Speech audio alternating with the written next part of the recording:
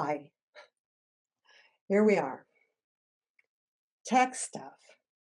It's not hard and it's not complicated. It's just sometimes it would really help to have a few pointers. For example, these guys.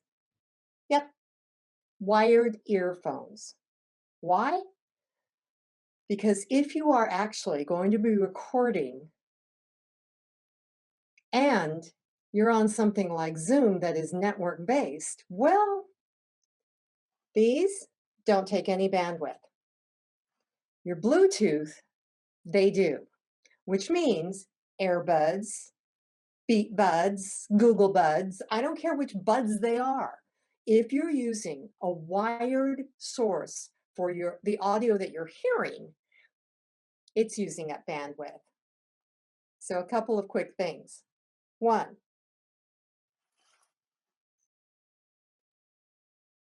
get a color that matches your hair. Oh, hold on a sec. There's a little tool there.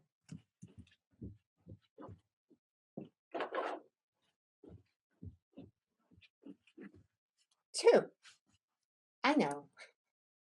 Two, in order for it not to do this, just because you moved, use a very old-fashioned tool. This. Recognize it? It's called a clothespin. Gather up the back of your wired headset and pin it. So gather up the wiring, get the back of your collar, get our handy dandy clothespin, and see how handy a collar can be. Oh, and if possible, get one that has a long cord. I guarantee you. Not only will it come in handy when, oh, I don't know, you want a sip of something, but it's also very handy because if you want to move around, you're going to be able to without unhooking things. Remember, they're just wired. They're just sitting in your ear. So again, to recap, use a wired ear set. Doesn't take any bandwidth away from the transmission and can be easily anchored into place. But is that the microphone that I use? No.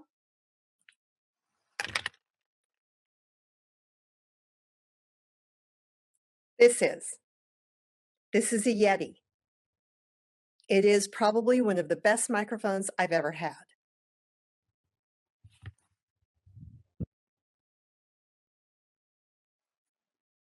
It's also one of the most sensitive. Now, the studio is in the basement. And one of the things you may notice, particularly during a period of time that I've been recording when Michael's trying to sell his house, and so we had to take down all of the sound dampening baffles that I had attached to the cement. Now, sometimes you're going to get just a little bit of an echo and it has nothing to do with cement. It could have something to do with wallboard. I don't know. But anything that you have in the room that is your studio is going to have some sort of ability to either absorb sound or bounce it back to you. One of the other reasons for using a wired headset is this. If your microphone and your speakers are too close together and you're actually using the speakers in your laptop, well, then you automatically generate a little bit of an echo. Plug this guy in,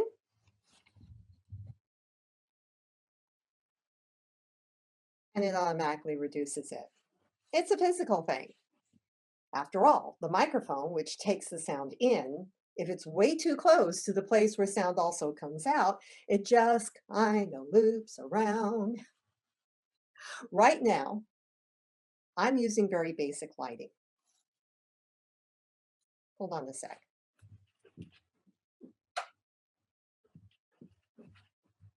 That's much better. Make it a routine to establish which lights you're going to use and which ones you're not going to use. It's possible to use some really complicated lights. Let's bring them in for their close-up.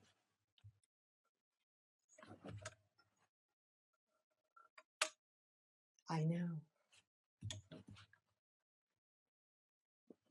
But did I mention I'm in the basement? So not a lot of natural sunlight's coming through, which also means that under good circumstances, I have a lot more control over what's going on with the lighting. But if I just want to do a very simple thing with the lighting, I just have one line of sunlight lights established just ahead of where the table with the laptop that's got my camera in it is sitting. Two, if you don't want bees, even if you do, learn how to get rid of unwanted sounds. Depending on which application you're using for your video editing, I use Final Cut, not because I'm brilliant, but because I'm too stubborn to move to a simpler application when I finally learn how to use this one a little bit. But most of them have something called either hum removal or noise removal or both. Now, that becomes important, especially if your studio is in the basement, because so is the HVAC system. And it's just not really fair to ask the entire household to swelter because you don't want to have to listen to the air conditioner going off. Similarly, in the winter, well, can I just say get an electric heater that is silent for your work area? Because yours is actually probably going to be one of the coldest spots in the house. Lighting is one of those things where people sometimes get a little bit, shall we say, enthused. I mean, you know, there are four of these, by the way, four. But more lighting doesn't actually always mean better lighting.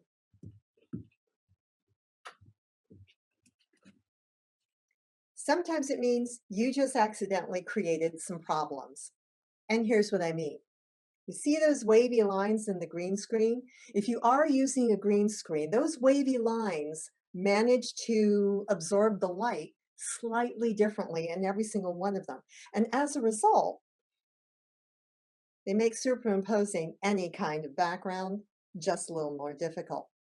Also, if you're not using a green screen, and I strongly advise if you're one of those people who are way neater than I am, but you'll notice with the lights coming in this way, there are a lot of shadows now. And, I already have enough shadows with my wrinkles. I don't need any extra help on that front. So I'm going to get rid of those.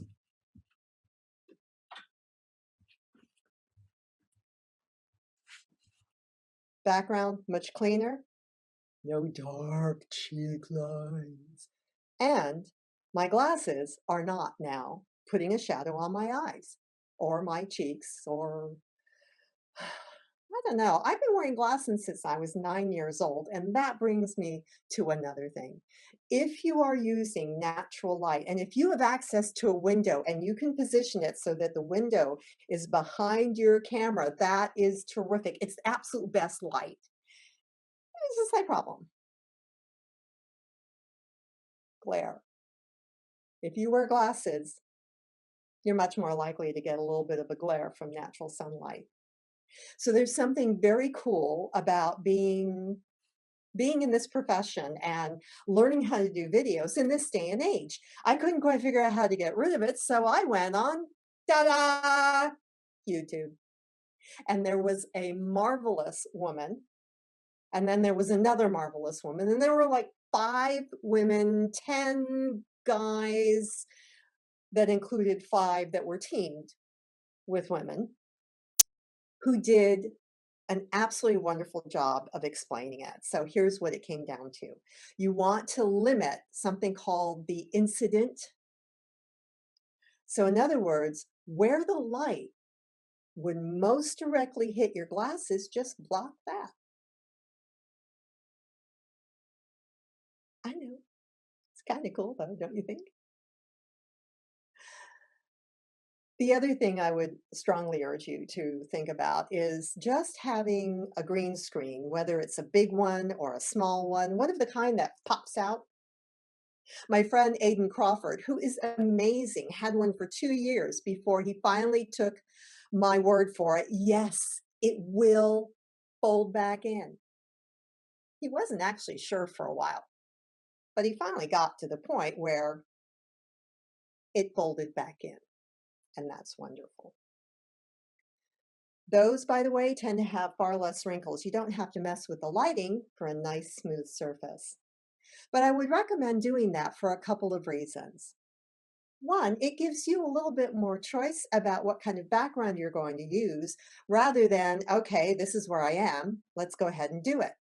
As an example, I thought it would be wonderful. I recently held a class in a hotel meeting room, and it had this gorgeous picture in the back, and it was wonderful. It looked terrific.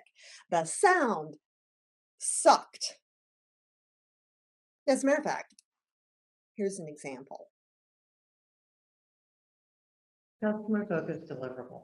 Now, you may think that this shouldn't have to be one of the 7 keys to maintaining or increasing your competitive edge, but in fact, it actually is.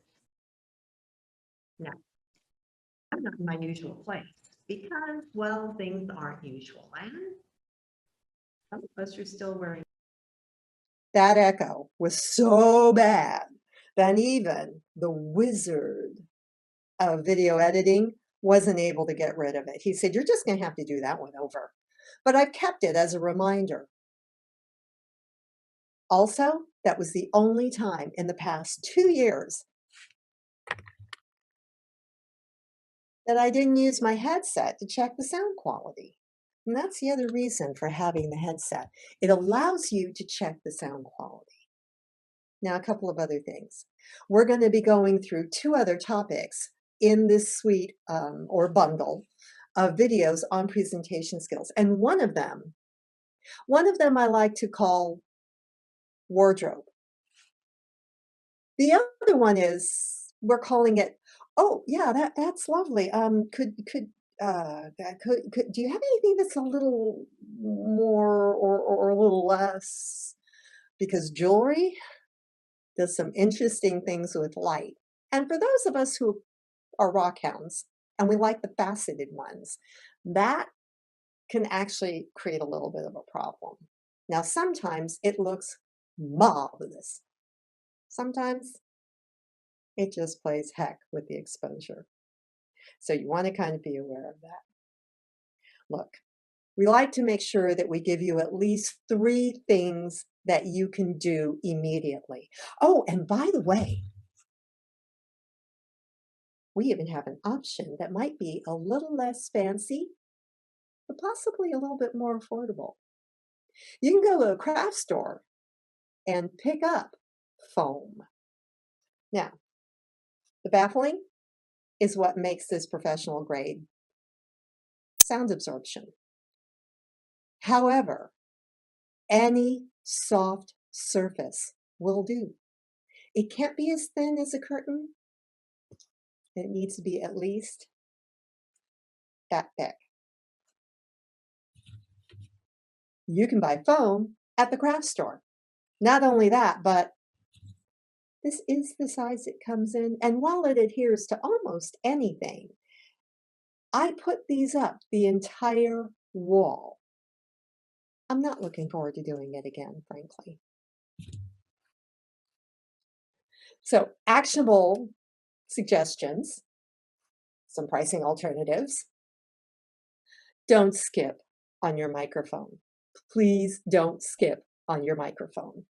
Because if you skimp on the actual microphone, what you're going to do is you're going to make up for it in the amount of time that you have to spend in editing.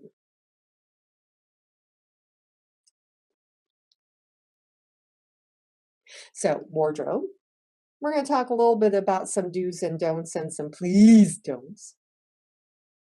Jewelry or accessories, again, do's, don'ts, a couple of please don'ts. And by the way, in case you think this is geared to a particular gender, let me assure you it's not. As a matter of fact, we're going to address one of my favorite topics: ties and sports jackets. And then another thing that we're going to be closing out the series with is one on editing. Establish some master poses, as they like to say in theater. Something that you will naturally return to, so that if you have to do a jump cut, it doesn't look quite so awkward. But we're also going to do one called killing your presentation. And I don't mean in a good way, just because it's worth it to have a little bit of fun. I'm Kimi Hirotsuzinski. The Leadership Driven Project Management Academy has brought you this video along with the dozens and dozens of others on the topics that pertain to leadership as it's practiced by project management professionals. You see, technical leadership isn't just about being the ace in the technology. It's also about acing and improving your leadership skills. We're happy to help as we can. Please like or subscribe. I've got to learn where those buttons usually show up. And if there's something that you'd really like us to tackle for you, let me know. My email's always at the end of the video. You can contact us, and who knows? We might already have it on the list, but if we do, we can move it up. And if we don't already have it on the list, we're happy to do it. And again, maybe move it up on the schedule. Thanks for joining us.